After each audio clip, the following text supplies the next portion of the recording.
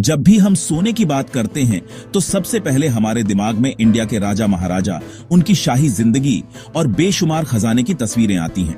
क्या आपको भी लगता है कि भारत के राजा महाराजा ही दुनिया के सबसे अमीर लोग थे?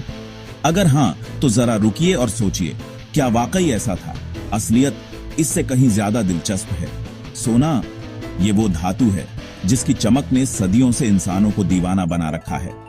हर कोई चाहता है कि उसके पास ढेर सारा सोना हो, चाहे वो राजा हो, व्यापारी हो या आम इंसान।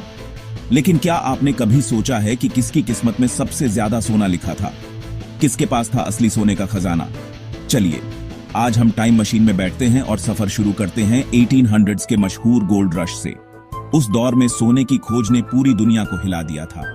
लोग अपने घर बार छोड़कर अनजान जगहों की ओर निकल पड़े थे, सिर्फ इस उम्मीद में कि शायद उन्हें भी सोने की खान मिल जाए। अमेरिका, अफ्रीका और ऑस्ट्रेलिया, इन तीनों महाद्वीपों में हजारों लाखों लोग सोना खोजने के लिए भागे थे। कुछ लोग तो अपनी पूरी जिंदगी इसी तलाश में बिता देते थे। कईयों की किस्मत चमकी तो कईयों को खाली हाथ लौटना पड़ा। अब बात करते हैं उन लोगों की जिन्होंने वाकई सोने की नदियां बहती देखी। कुछ गोल्ड माइनर्स रातों रात अमीर बन गए। उनकी कहानियां आज भी लोगों को हैरान कर देती हैं। लेकिन क्या ये लोग वाकई दुनिया के सबसे अमीर थे?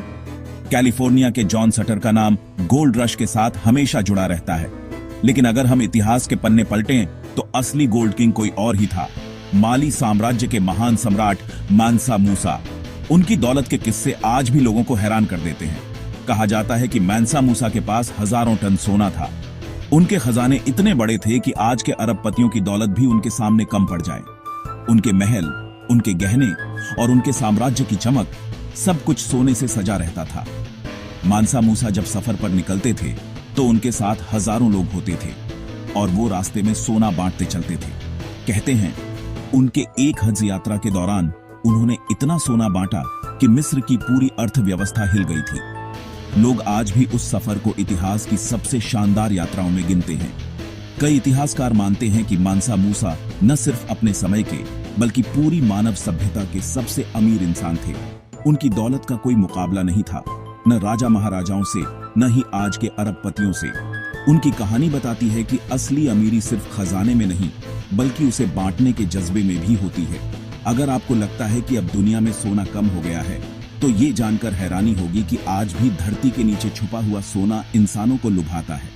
दुनिया की सबसे बड़ी सोने की खान ग्रासबर्ग, इंडोनेशिया में है, जहां हर साल टनों सोना निकाला जाता है।